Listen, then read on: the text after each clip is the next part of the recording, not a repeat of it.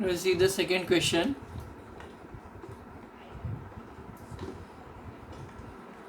Second bit of the third question. The larger of the two supplementary angles exceeds the. अब larger word आया तो larger, difference, smaller ऐसे कुछ words अगर आए तो एक दूसरे से greater consider करना. Okay. This question is related to angles, so definitely we are going to consider the larger of the two supplementary angles exceeds the smaller by 18 degree.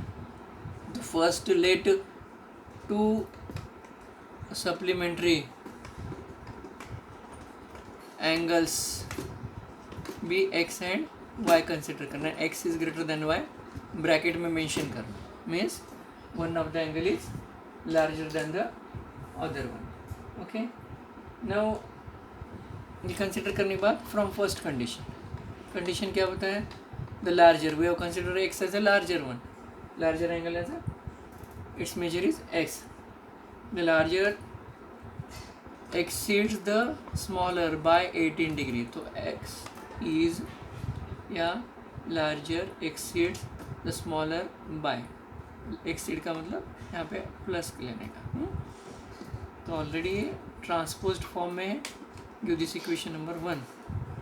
अब जो सेकेंड कंडीशन तो है ही नहीं, लेकिन प्रॉपर्टी रहती है supplementary angles की. Second condition they are not going to provide you.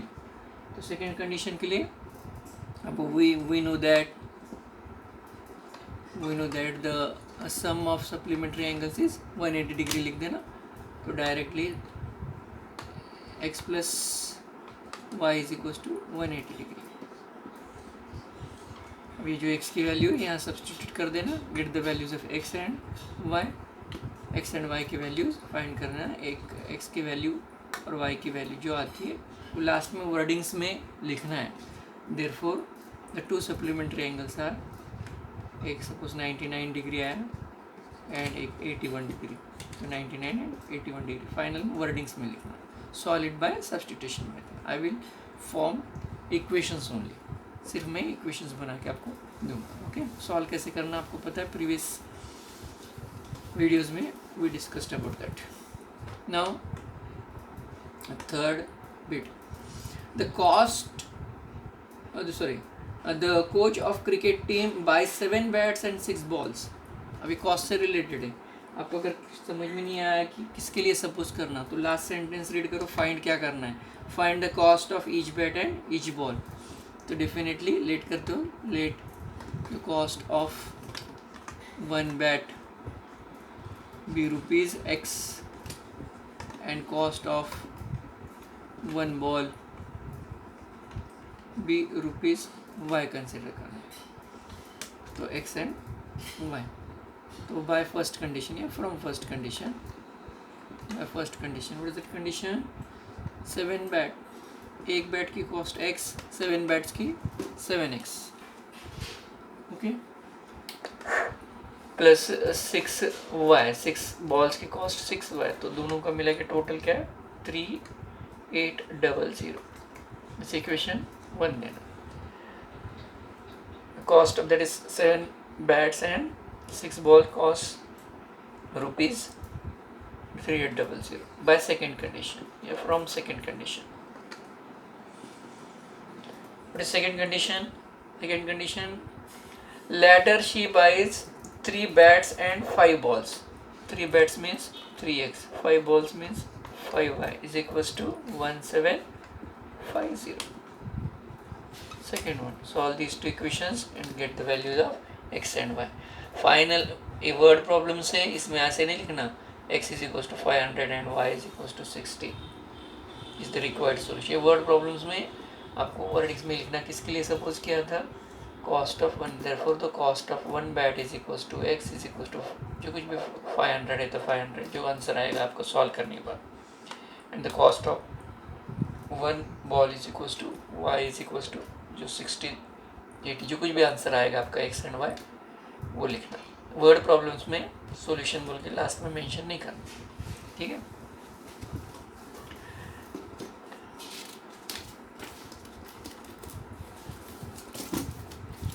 Next question. The taxi charges in a city consist of fixed charge together with the charge for the distance covered. Taxi में जैसे taxi में अपन बैठते हैं तो meter down जब करते हैं तो कोई एक फिक्स चार्ज आ जाता है, फॉर एग्जांपल ₹20 ये फिक्स चार्ज आ जाता है। और जब टैक्सी स्टार्ट होगी 1 किलोमीटर ट्रैवल करने के बाद उसमें ₹5 इंक्रीज हो जाएंगे। तो 1 किलोमीटर के बाद 20 + 5 25। 2 किलोमीटर ट्रैवल करते तो 1 किलोमीटर का ₹5, 2 किलोमीटर का ₹10, 2 × 5 मीन्स 10 प्लस ये फिक्स चार्ज, ऐसे मिला के टोटल चार्जेस कंसिस्ट रहते टैक्सी चार्जेस। तो इन दैट वे तो इसमें 2 क्वांटिटीज आपको प्रॉब्लम आया किसके लिए सपोज करना, लास्ट क्वेश्चन का पार्ट रीड करो। What are the fix charges, तो लेट करते हो, let fix charges be, fixed charges be ₹X and charge per kilometer and charge per kilometer be ₹Y। तो by first condition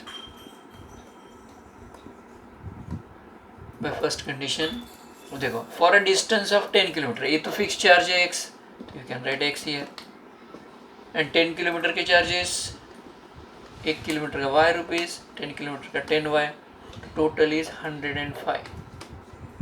क्वेश्चन 1 देना। Bye second condition for the journey of 15 kilometre, तो ये तो fix रहेगा 15 kilometre का 15Y, तो total charge he has to pay is ₹155। तो second equation x and y की value suppose x = 10, y = suppose 5, ऐसे कुछ आंसर्स आए फॉर एग्जांपल। आपको सॉल्व करके देखना पड़ेगा, you will get the answer. ये आंसर्स, ये जो 2 आंसर्स आएंगे x एंड y के, लेकिन इसके एडिशनल और एक क्वेश्चन है। तो how much does a person have to pay for travelling a distance of 25 kilometre. x and y तो लिखना ही है लास्ट में, therefore the fixed charges be ₹10 and the charge per kilometer भी y मतलब ₹5। उसके बाद और एक फाइंड करना है आपको, that is the charges for traveling 25 kilometre. तो चार्जेस फॉर 25 किलोमीटर अगर निकालना है तो x तो फिक्स है, 25 किलोमीटर ट्रैवल करने का 25y, तो x समझो 10 है और y है 5, तो दिस इज 10 + 125, तो ऑन एडिंग ₹135। तो आपको 25 किलोमीटर अगर ट्रैवल करता है तो उसको चार्ज जो देने पड़ेंगे that is ₹135। Note it, in this way you can proceed for it, got it. लेकिन इसको सॉल्व करना सब्सटीट्यूशन मेथड से, इसको ट्रांसपोज करो, आपको पता है how to solve it. Now nextly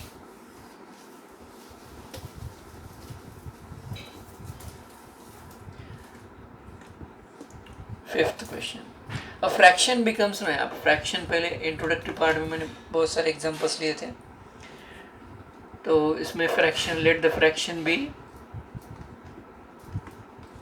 x and x/y।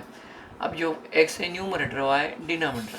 अब फ्रॉम फर्स्ट कंडीशन, अब फर्स्ट कंडीशन में क्या बताया, फ्रैक्शन क्या हो रहा है 9/11, कब हो रहा है, whenever we add 2 to both numerator and denominator. Numerator में भी 2 ऐड करना, डिनोमिनेटर में 2 ऐड करना, so that the fraction becomes 9/11। Cross multiply करना, तो 9x + 22 = 9y + 18, this implies 9x - 9y = -4। ये 11 है ना, 11 सॉरी, तो 11x - 9y = -4, इक्वेशन 1। अब फ्रॉम सेकेंड कंडीशन में क्या कि if 3 is added to both numerator and denominator, मतलब न्यूमरेटर में भी 3 ऐड करना, डिनोमिनेटर में भी 3 ऐड करना, देन द फ्रैक्शन बिकम्स 5/6, इसको 5/6 हो जाएगा। तो इक्वेशन क्या फॉर्म होगा फिर, 6x + 18 = 5y + 15, this is equals to 6x - 5y = -3। Equation number 2। Transpose करो एक क्वांटिटी को, 11 से डिवाइड करो, जो y की वैल्यू आएगी या x की वैल्यू आएगी वो इस पर सब्सटीट्यूट करना। कैलकुलेशंस थोड़े से केयरफुली करना क्योंकि फ्रैक्शंस में रहेंगे आपको डिफ़िकल्ट जा सकते हैं। आफ्टर गेटिंग सपोज x है अपना 7, y suppose 9, therefore the fraction जो है fraction is equals to x by y है ना, x is 7 एंड तो 7 by 9 बोल के मेंशन करना लास्ट में, ठीक है। फाइनल स्टेप जो रहेगा। Now next question, that is 6th one, 5 years ages वाले क्वेश्चन। अब यहाँ पे 5 years आएगा, the age of Jacob will be 3 times the age of his son. तो 2 persons जो है उनके एजेस सपोज करना पहले। Let Jacob's present age be x years and his son's present age be y years। अब ये दोनों सपोज करने के बाद में फ्रॉम फर्स्ट कंडीशन में क्या होता है, 5 years hence मीन्स आगे, लेटर, राइट।